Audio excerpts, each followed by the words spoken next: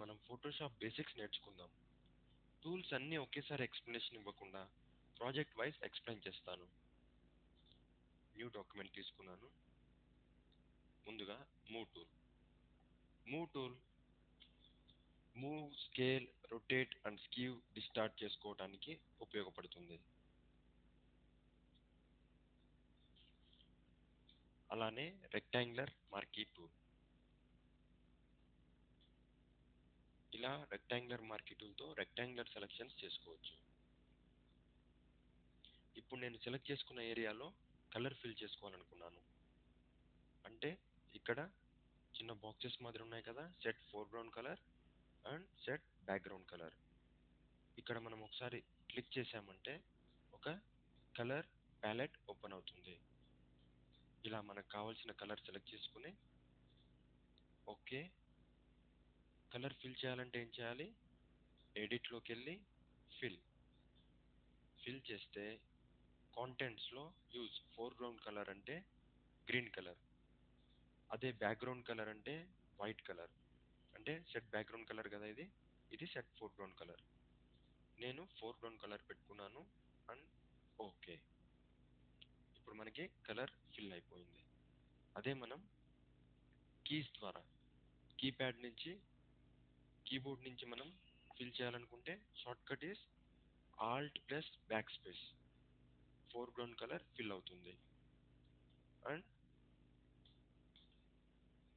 Back వచ్చేయాలంటే edit, step backward. అదే మనం బ్యాక్గ్రౌండ్ కలర్ నేను రెడ్ తీసుకున్నాను. బ్యాక్గ్రౌండ్ కలర్ మనం ఫిల్ చేయాలంటే control plus backspace. Shortcut control plus backspace and alt plus backspace. Alt plus backspace వచ్చేసి fill చేయడానికి, foreground colour fill చేయడానికి. Control plus backspace వచ్చేసి background కలర్ని fill చేయడానికి. అలానే నేను ఎలిప్టికల్ మార్కీ టూల్ కూడా తీసుకుని ఇప్పుడు నేను గ్రీన్ కలర్ అంటే ఫోర్గ్రౌండ్ కలర్ ఫిల్ చేయాలంటే ప్రాసెస్ ఏంటి? Edit, fill. ఇలాగే నా ఫోర్గ్రౌండ్ కలర్ సెలెక్ట్ చేసుకుని ఓకే. ఇలా అయినా చేయొచ్చు or shortcut alt plus backspace. ఇక మనం క్రియేటింగ్ న్యూ డాక్యుమెంట్లో ఏ డిజైన్ అయినా మనం వర్క్ చేసా కానీ, చిన్న టెక్స్ట్ కానివ్వండి, ఏదైనా కలర్ కానివ్వండి, ఏ డిజైన్ చేసా కానీ న్యూ లేయర్ అనేది తీసుకోవాలి. న్యూ లేయర్స్ అంటే ఏంటో చూద్దాం. ఇప్పుడు నేను బ్యాక్ వచ్చేస్తున్నాను. Edit, step backward. ఇలా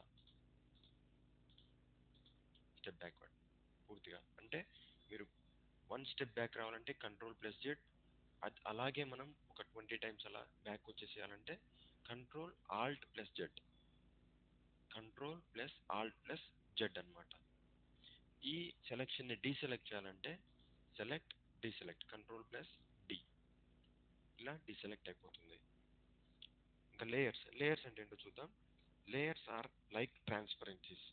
ఇవి ఒకదానిపైన ఒకటి ఉంటాయి. చూడటానికి సింగిల్ ఇమేజ్ లా మనకి కనపడుతుంది.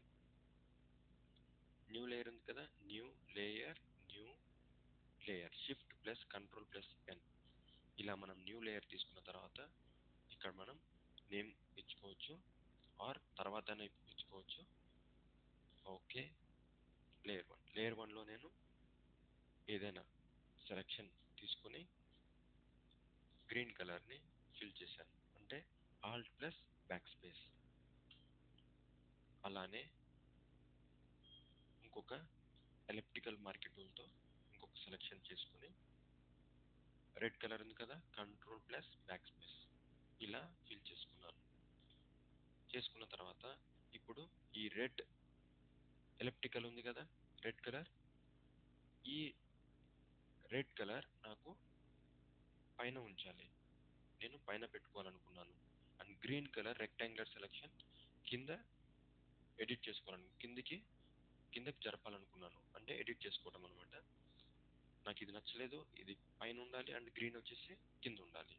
అంటే ఐ ఉంటుంది ఇక్కడ, ఐ క్లోజ్ చేసామంటే ఇలా ఇండికేట్స్ లేయర్ విజిబిలిటీ అంటారు దీన్ని. విజిబిలిటీ అవుతుంది, ఇన్విజిబుల్ కూడా చేసుకోవచ్చు. ఒకవేళ నేను మూవ్ చేసుకున్నానంటే రెండు ఒకే లేయర్లో ఉన్న కారణంగా రెండు ఒకేసారి మూవ్ అవుతున్నాయి. కాబట్టి అండు చేశాను. ఇక్కడి నుంచి కూడా మనం న్యూ లేయర్ తీసుకోవచ్చు, ఆర్ ఇక్కడి నుంచి తీసుకోవచ్చు, ఇక్కడి నుంచి కూడా తీసుకోవచ్చు. ఇలా ఇంకొక లేయర్ తీసుకొని రెడ్ కలర్ని ఫిల్ చేశాను.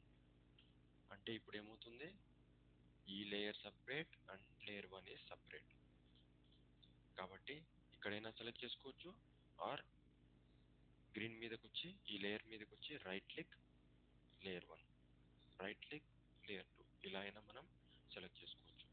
ఇప్పుడు నేను ఇది పైకి మూవ్ చేశాను అండ్ గ్రీన్ రెక్టాంగులర్ సెలెక్షన్ కిందికి మూవ్ చేసుకున్నాను.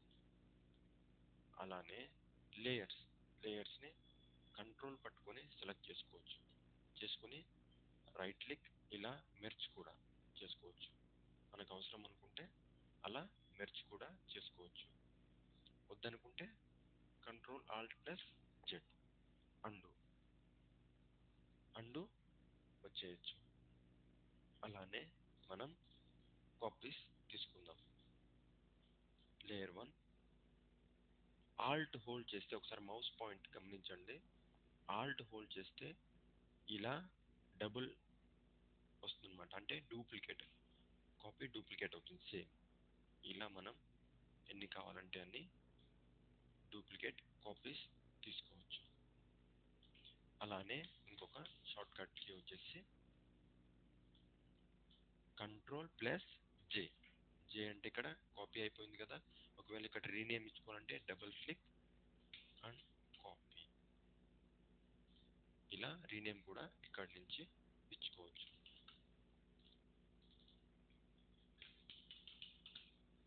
కాపీ కూడా అర్థమైంది కదా మీకు. జస్ట్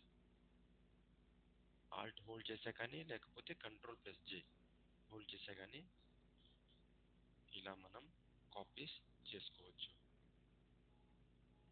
ఒకవేళ ఏ పార్ట్ అయినా మనం డిలీట్ చేసుకోవాలనుకున్నాం, సెలెక్ట్ చేసుకుని డిలీట్, అంతే, డిలీట్ అయిపోతుంది. అదే మనం రెడ్ కాకుండా గ్రీన్ కలర్లో డిలీట్ చేయాలనుకున్నాం, కాపీ సెలెక్ట్ చేసుకుని డిలీట్, ఇలా గ్రీన్ డిలీట్, అలా డిలీట్ అయిపోతుంది. మనకు కావాల్సిన డిజైన్స్ మనం చేసుకోవచ్చు. అండు చేస్తున్నాను. ఓకేనా. ఇప్పుడు మీకు జస్ట్ రెక్టాంగులర్ షేప్స్ తీసుకోవడం, ఎలిప్టికల్ షేప్స్ తీసుకోవడం, ఫిల్ చేయడం, కలర్ ఫిల్ చేయడం, కాపీస్ తీసుకోవడం తెలుసు కదా. జస్ట్ అలానే మనకు రెడ్ కాపీ మీద ఇలా సెలెక్ట్ చేసుకున్నాను. ఈ షేప్లో నాకు కాపీ కావాలి. Ctrl+C copy and paste. ఇలా మనం డూప్లికేట్ తీసుకోవచ్చు. ఇప్పుడు ఎందుకు మనకు కొంచెమే వచ్చింది. రైట్, ఈ లేయర్ సెలెక్ట్ చేసుకోవాలి, కాపీ పేస్ట్. ఇప్పుడు చూడండి, అంతవరకు కాపీ అయ్యి పేస్ట్ అయింది.